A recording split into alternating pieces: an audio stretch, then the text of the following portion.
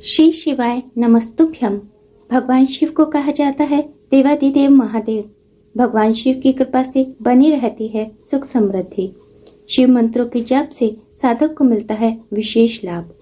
ओम त्र्यंबकम यजामहे सुगंधिम पुष्टिवर्धनम उर्वारुकमेव बंधनान मृत्युर्मुक्षीमामृताम। एक समय महामुनि श्री सुज्जी महाराज शौनकादिक मुनियों से कहने लगे कि विदर्भ देश में एक अत्यंत सुंदर अमरावती नाम की नगरी है। वहाँ देवादिदेव भगवान श्री महादेव जी का विशाल मंदिर पहाड़ी रमणीक बना है, जिसकी महिमा का वर्णन प्राय तीनों लोकों में प्रसिद्ध है। वहाँ पर एक समय आशुतोष भगवान श्री शिव जी पार्वती के सहित कैलाश से घूमते घूमते एकाएक आ निकले। उस पवित्र मनोहर स्थान को देखकर पार्वती जी ने शिव जी से कहा कि हे नाथ, यहाँ चौपड़ पासा मांडकर खेल खेलना चाहिए। यह सुन शिवजी ने उसी समय अपने दूतों से चौपड़ पासे मंगवाकर खेल आरंभ किया। खेल खेलते खेलते देवी पार्वती जी चौपड़ की बाजी जीत गई। यह देखकर महादेव जी कहने लगे कि यह बाजी तो मैं जीता हूँ।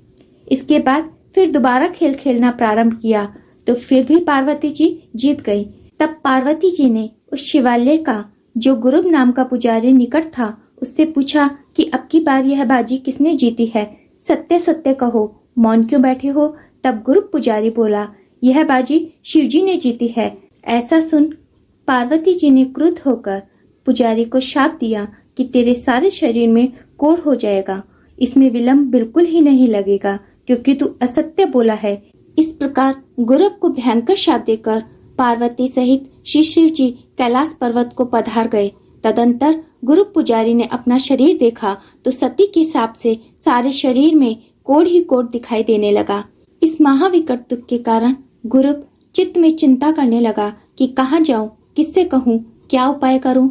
हे श्रोताओं, इस तरह वह गुरु मन ही मन व्याकुल हो चिंता कर ही रहा था कि उस समय स्वर्ग से एक अप्सरा पूजन की सामग्री लेकर पशुपतिनाथ श्री महादेव जी का पूजन करने के लिए उस शिवालय में आई। उसने मंदिर में आते ही उस महादुखी गुरु पुजारी से पूछा कि तुम्हें यह कोढ़ किस प्रकार और क्यों हो गई है। तब गुरु ने बड़ी ही नम्रता से विनय पूर्वक कहा कि मैं बहुत घबरा रहा हूँ और सत्यता पूर्वक कहता हूँ कि मुझे श्री पार्वती जी ने शाप दिया है। हे माता, कोई उपाय हो तो कृपया शीघ्र बताओ। इतना कह दुखी हो गुरु अप्सरा के चरणों में गिर पड़ा। तब अप्सरा कहने लगी, तुम किसी तरह से मत घबराओ और शुद्ध अंतःकरण से श्रद्धा भक्ति से प्रेम पूर्वक 16 सोमवार मनसा व्रत का आचरण करो। इससे तुम्हारा कोढ़ तत्काल ही दूर हो जाएगा। और उस सुंदरी ने उस व्रत का महामात्य एवं विधि बतलाए कि हे गुरु, सोमवार के दिन भर निराहार रहना, फिर सायंकाल प्रदोष के समय से पार्वती सहित श्री शिव जी का पूजन शास्त्रीय विधि विधान से करें तथा पंचाक्षर ओम नमः शिवाय इस महामंत्र का यथाशक्ति जाप, कथा, शिव कीर्तन आदि भी करें। तत्पश्चात आधा सेर पका गेहूं का आटा लेकर बिना नमक के 3 रोट बनाएं, अग्नि पर सेक कर घी गुड़ मिलाएं और चूरमा तैयार कर उसके 3 हिस्से करें। प्रत्येक में बेलपत्र छोड़कर श्रद्धा भक्ति के साथ भगवान श्री भगवानी शंकर को नैवेद्य समर्पण करें। फिर पहला भाग शिव जी के जलाधारी में अर्पित करें, दूसरा भाग ब्रह्मचारी बालक को प्रसाद में वितरण करें और तीसरा भाग व्रतकर्ता स्वयं प्रसाद ग्रहण कर लेवे। इस प्रकार बिना खंडित के इस 16 सोमवार मनसा व्रत का आचरण प्रेम भाव से करते रहें। जब 17 सोमवार आए उस शुभ दिन इस महाव्रत के उद्यापन का विधान कुटुंब परिवार के साथ विधि पूर्वक यथाशक्ति अवश्य करें। तब 5 सेर गेहूं का आटा लेकर बिना नमक के ही रोट बनाएं, अग्नि पर सेक कर धृत गुड़ मिलाकर चूरमा बनाएं एवं पूजन हवन आदि की संपूर्ण सामग्री लेकर शिवालय में जाकर सपत्नीक शास्त्रीय विधि से उद्यापन का कार्य प्रारंभ करें। अर्थात पूजन, अभिषेक, हवन, कथा आदि करके एवं उस चूरमे के 3 भाग बनाकर नैवेद्य आशुतोष भगवान शिव जी को समर्पण कर उसका प्रथम भाग तो श्री महादेव जी को अर्पण करें, दूसरा भाग मंदिर में प्रसाद बंटवा दें, तीसरा भाग इसे अपने घर लाकर सकुटुंब प्रसाद ग्रहण करें। इस तरह विधि बतलाकर अप्सरा बोली कि हे गुरु, तो निश्चय मान से यह सर्वोत्तम व्रत धारण कर। तेरा समग्र कुष्ठ श्री शिव जी अवश्य ही दूर करेंगे। यह सत्य सत्य त्रिवाचा है। इतना कहकर वह अप्सरा शंकर जी का पूजन करके स्वर्गलोक को चले गए। तदंतर उस गुरु ने सत्य अंतःकरण और श्रद्धा भक्ति से यह व्रत धारण किया। व्रत के समाप्त होते ही उस गुरु पुजारी का कुष्ठ इस व्रत के प्रभाव से बिल्कुल चला गया तथा पहले का सा शरीर निर्मल एवं स्वच्छ हो गया। धन्य धन्य है उस 16 सोमवार मनसा व्रत को। कुछ दिनों के पश्चात शिव पार्वती कैलाश से घूमते घूमते मृत्युलोक में एक दिन फिर उसी शिवालय के पास पधारे। वहां गुरु को पहले का दिया हुआ श्राप पार्वती जी को स्मरण हो आया और गुरु को निकुष्ट आरोग्य देखकर पार्वती जी ने पूछा, हे गुरु, तेरा कुष्ठ किस विधि से क्या उपाय करने से चला गया है? तब गुरु पुजारी हाथ जोड़कर अकलाता हुआ चरणों में गिरकर बोला, हे माता, मैंने कैलाशवासी भगवान श्री शंकर जी का ध्यान कर 16 सोमवार मनसा व्रत को धारण किया है। उन्हीं भवानी शंकर की पूर्ण कृपा से मेरा संपूर्ण कुष्ठ निवारण हुआ। उन प्रभु की लीला अनंत और अपरंपार है।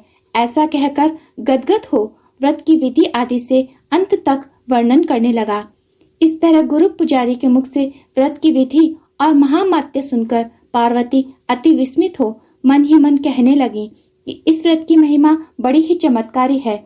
इस व्रत को विधि विधान सहित प्रेम पूर्वक मैं भी धारण करूंगी, क्योंकि मेरा पुत्र स्वामी कार्तिकेय मुझसे रुष्ट होकर अकेला ही वन को चला गया है।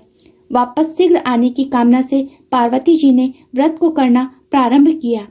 व्रत के समाप्त होते ही वन में रहते हुए स्वामी कार्तिकेय के मन में विचार आने लगा कि माता से क्रोध करना ठीक नहीं है। ऐसा निश्चय कर उसी समय वन से वापस आकर माता के चरणों में साष्टांग दंडवत प्रणाम किया। अपने प्रिय पुत्र स्वामी कार्तिकेय को देखकर श्री पार्वती जी प्रसन्नता के मारे फूली नहीं समाई। इसके बाद स्वामी कार्तिकेय माता पार्वती जी से बोले कि मेरा मन तुम्हारे पास एक क्षण भर भी रहना नहीं चाहता था, पर आज एकाएक अंत्य कारण में ऐसा भाव उत्पन्न हुआ कि श्री माता जी के शुभ दर्शन शीघ्र ही करने चाहिए। सो हे जननी, इसका क्या कारण है? यह सुन गिरजा बोली, हे श्रेष्ठ पुत्र, मैंने 16 सोमवार मनसा व्रत का आचरण किया है। यह सब उसी व्रत का प्रभाव है जो तेरे चित्त में मुझसे मिलने की भावना जागृत हुई। इस प्रकार स्वामी कार्तिकेय ने यह वृत्तांत बहुत चित्त लगाकर सुना और कहा, हे मातेश्वरी, यह उत्तम व्रत मैं भी करना चाहता हूँ। कृपया इसकी आदोपांत विधि बतला दीजिए। कारण कि मेरा एक परम प्रिय ब्राह्मण देव मित्र है, वह बहुत दिनों से न मालूम कहाँ चला गया है। मुझे उससे मिलने की बड़ी ही उत्कंठा है। तब पार्वती जी ने व्रत की विधि बतला दी। तदंतर स्वामी कार्तिकेय ने भी विधिवत 16 सोमवार मनसा व्रत हार्दिक भाव से करना आरंभ किया। व्रत के समाप्त होते ही उसी दिन एक सुंदर वन में घूमते घूमते सहज ही कार्तिकेय स्वामी की वह उनके परम मित्र ब्राह्मण देव की अकस्मात भेंट हो गई। दोनों आपस में बड़े प्रेम से मिले। परस्पर कुशल क्षेम पूछने के बाद ब्राह्मण देव ने कहा, हे मित्र, आपकी व मेरी यह एकाएकी रास्ते में जो भेंट हुई है, यह अत्यंत आश्चर्यजनक है।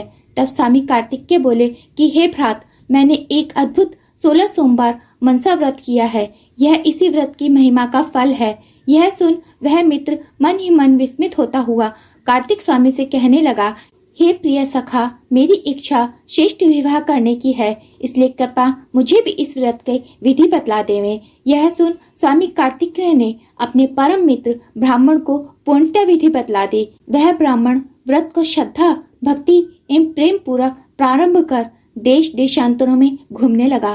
कर्म की गति बड़ी ही विचित्र और गहन होती है। व्रत के पूर्ण होते ही घूमते घूमते एक दिन ब्राह्मण को मार्ग में एक सुंदर नगर प्राप्त हुआ। वहां की अपूर्व शोभा को देखकर विश्राम के लिए वह ब्राह्मण वहीं ठहर गया। उस नगर के राजा धर्मधुरंधर थे। उनकी एक कन्या संपूर्ण गुणों से युक्त सुशीला एवं बड़ी ही सुंदरी थी। हे श्रोताओं, उस समय राजा ने उस कन्या का स्वयंवर महोत्सव धूमधाम से रचाया था। वहां अनेक देशों के राजकुमार और 18 वर्ण असंख्य जन आकर इकट्ठे हुए थे। उसी स्वयंवर को देखने हेतु वह ब्राह्मण भी जा पहुंचा। वहां पर राजा ने एक सुंदर हथिनी को सारा श्रृंगार कराकर उसकी सूंड में एक जयमाला देकर सभा में छोड़ दिया। वह हथनी फिरती फिरती वहां आई जहाँ के वह ब्राह्मण कुमार खड़ा था। उसने आते ही ब्राह्मण के गले में जयमाला डाल दी और उसे अपने सिर पर बैठा लिया। राजा ने यह देख बड़ा आनंद मनाया और प्रसन्नता के साथ अपनी कन्या का विवाह संस्कार वेदोक्त विधि से कर दिया एवं अतुल्य धान्य आभूषण आदि सहित उन दोनों के रहने के लिए एक निराला सुंदर भवन भी दे दिया। इस तरह ब्राह्मण सुंदर राजकन्या को पाकर सुख से जीवन व्यतीत करने लगा। एक दिन वह राजकुमारी अपने पतिदेव से पूछने लगी कि हे प्राणनाथ, आपने कौन सा ऐसा भारी पुण्य किया था जिसके प्रताप से मैं आपको प्राप्त हुई हूँ। यह सुनकर वह ब्राह्मण कहने लगा कि हे प्रिय, मैंने आशुतोष भगवान शंकर का ध्यान लगाकर 16 सोमवार मनसा व्रत धारण किया था। उसी महाव्रत के पुण्य से तू मुझे पत्नी रूप में प्राप्त हुई है। यह सुनकर राजकुमारी आश्चर्य करती हुई कई बार धन्य धन्य कहकर बोली कि यह व्रत मनवांछित फल देने वाला और बड़ा ही चमत्कारी है। इसका मैं भी हार्दिक श्रद्धा भक्ति से चिरंजीवी पुत्र कामना के लिए आचरण करूंगी। इतना कह उस राजपुत्री ने उक्त व्रत को करना प्रारंभ कर दिया। व्रत के पूर्ण होते ही कुछ ही दिनों के पश्चात राजकुमारी को भूत भावन भगवान शंकर की असीम कृपा से 100 वर्ष की उम्र वाला सुशील, ज्ञानी, पुण्यशील, प्रतापवंत तथा माता पिता की सेवा करने वाला आज्ञाकारी सुंदर पुत्र उत्पन्न हुआ। वे दंपत्ति मन ही मन इस शिव महाव्रत की महिमा का वर्णन करते हुए एवं पुत्र को देख देख कर बड़े ही हर्षित हुए। इस तरह जब उस ब्राह्मण का पुत्र कुछ बड़ा हुआ तो थोड़े ही दिनों में पढ़ लिख कर संपूर्ण ज्ञान से निपुण हो एक दिन विनय पूर्वक हाथ जोड़कर माता से प्रश्न करने लगा कि हे जननी, मैं सकल गुण संपन्न तुम्हें कौन से पुण्य तप के प्रभाव से प्राप्त हुआ हूँ। यह सुन माता ने उत्तर दिया कि हे धर्मशील पुत्र, मैंने उत्तम शिव व्रत 16 सोमवार मनसा व्रत भक्ति पूर्वक एकाग्र मन से धारण किया है, जिससे त्रिशूल पाणी महादेव ने प्रसन्न होकर हमारी मनोकामना पूर्ण की। ऐसा सुन उस पुत्र ने नम्रता से पूछा कि हे माताजी, कृपया इस परम श्रेष्ठ व्रत की विधि मुझे भी बतला दीजिए। मैं भी इस व्रत को शुद्ध अंतःकरण से अवश्य ही धारण करूंगा, क्योंकि मेरी इच्छा दुखों से रहित होकर विशाल राज्य प्राप्त करने की है। तब माता ने उक्त महाव्रत की शास्त्रीय विधि अपने प्रिय पुत्र को बतला दी।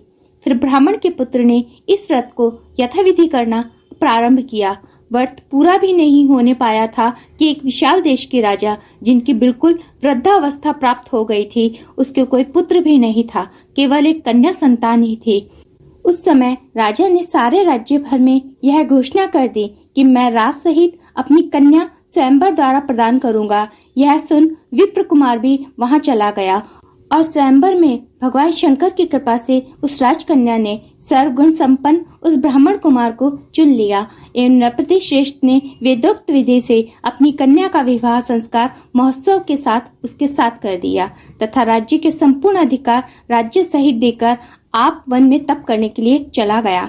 इधर ब्राह्मण कुमार, जो कि अब राजा बन चुका था, व्रत के प्रभाव से अपनी धर्म पत्नी रानी के साथ अनेकों सुख भोगते हुए नीति पूर्वक राज्य करने लगा।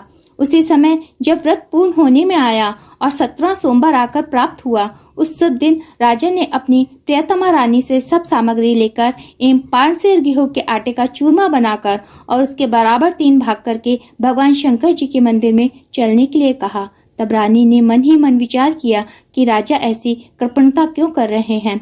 5 सेर रुपयों की थाली भरकर शिवालय में क्यों नहीं पधारते। ऐसा पूर्ण निश्चय कर रानी ने 5 सेर रुपया थाली में भरकर अन्य सामग्री के सहित दास दासियों के साथ मंदिर में पहुंचा दिए और रानी पतिदेव के साथ शिव पूजन के लिए नहीं गई।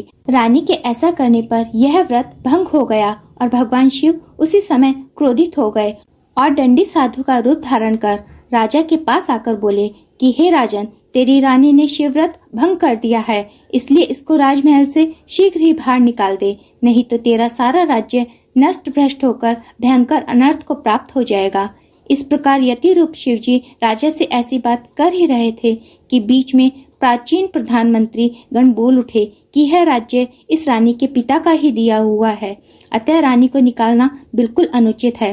तब शिवजी फिर महाक्रोध करके कहने लगे कि हे मूर्ख प्रधानों, जिसने भगवान शंकर का व्रत भंग कर दिया है, अब उसको घर में रखना ठीक नहीं है।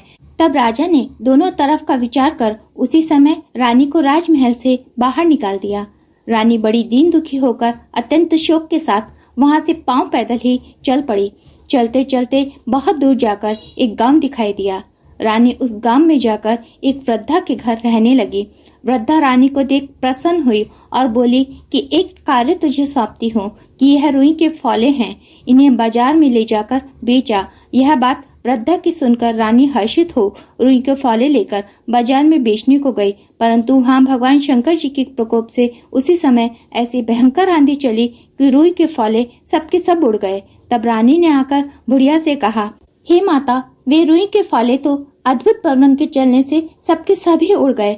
उस वृद्धा ने आश्चर्ययुक्त यह वचन सुनकर रानी से कहा, अब तू मेरे घर से शीघ्र चली जा। तब रानी वहाँ से निकलकर एक तेली के घर रहने लगी। उस तेली के यहाँ तेल के भरे हुए घट रखे थे।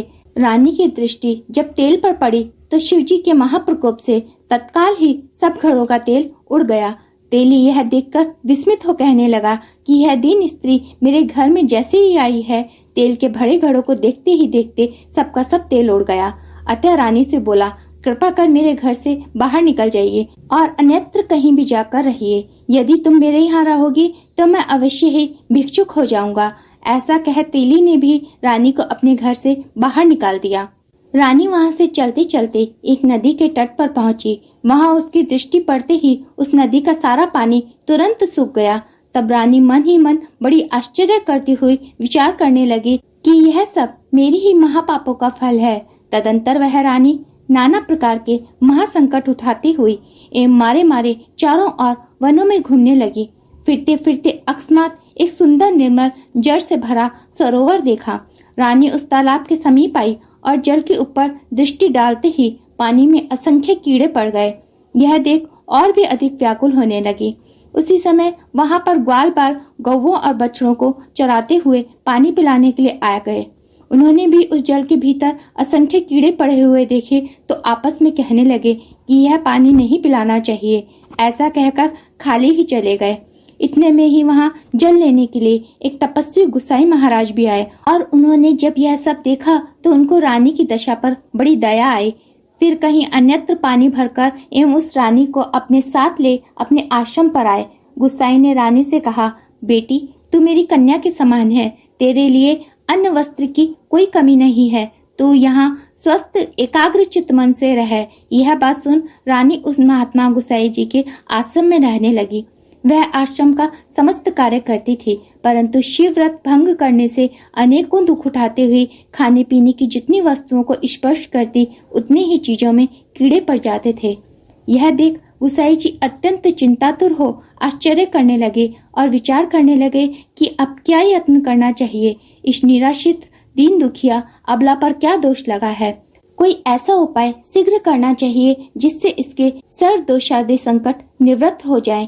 इस प्रकार पूर्ण निश्चय कर गुसाई महाराज ने उसी समय भगवान शंकर का उग्र तप अनुष्ठान करना प्रारंभ कर दिया। उस अनुष्ठान से कुछ ही समय में भोलेनाथ प्रसन्न हुए और प्रत्यक्ष रूप में प्रकट होकर बोले, जो तेरे अंतःकरण में हो वो वर मांग ले। तब गुसाई महाराज भगवान श्री आशुतोष के चरणों में गिरकर हाथ जोड़कर प्रार्थना करने लगे कि हे भगवान, इस भाग्यहीन अबला पर क्या दोष लगा है और इससे ही कैसे छुटकारा पा सकेगी। हे प्रभु, कृपा करके मुझे यह बतलाइए। तब दीन दयालु भगवान शिव ने कहा कि हे तपस्विन, इस रानी ने मेरे 16 सोमवार मनसा व्रत को भंग कर दिया है, अतः इसी महादोष से इसे अनेकों संकट प्राप्त होकर ऐसी महाविकट दशा प्राप्त हुई है। यह रानी हार्दिक भाव भक्ति से मेरे इस परम प्रिय 16 सोमवार मनसा व्रत को यथाविधि अखंड आचरण करे तो हे महात्मन, व्रत समाप्त होने पर ही यह संपूर्ण दोषों एवं दुखों से छूट जाएगी तथा स्वयं इसका पति यहाँ आकर शीघ्र ही इसे ले जाएगा और पहले की तरह अतुल सुख और सौख्य प्राप्त करेगी। हे श्रोताओं, महादेव जी ऐसा वरदान देकर कैलाश धाम को अंतर्ध्यान हो गए। तदंतर श्री गुसाई महाराज ने उस रानी से इस 16 सोमवार मनसा व्रत को विधिवत अखंड श्रद्धा भक्ति पूर्वक धारण करवाया। उक्त महाव्रत के पूर्ण होते ही रानी के सारे संकट दूर हो गए।